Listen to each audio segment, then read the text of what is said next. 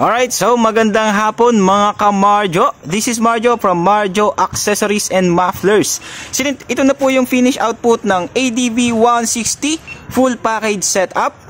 Alright, so ide-demo namin sa inyo ang function ng mga ilaw at busina na ikinabit namin. Alright, so Boss Pipoy, shoutout sa'yo. Pipoy Adobiso. Alright, so Boss Pipoy, engine start.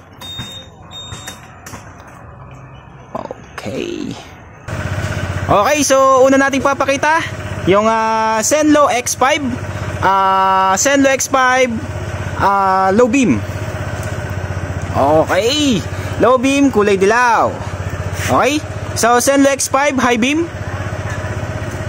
Wow, diba? Okay, Senlo X5 off, passing.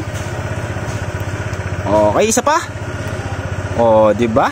Okay, so Senlo X5 low beam, passing. Oh, kung mapapansin nyo guys, kulay white yung passing niya, ano? Okay, so stock horn. Okay, loud horn tayo with passing.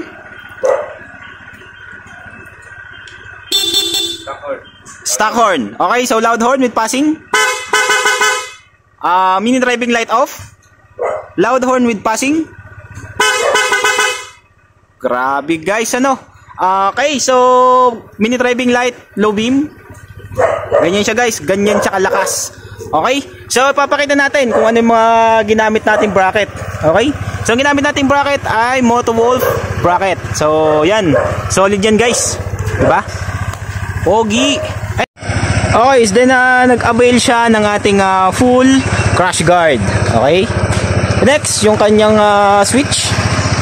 Ito yung kanyang mini driving light switch off, high beam, low beam.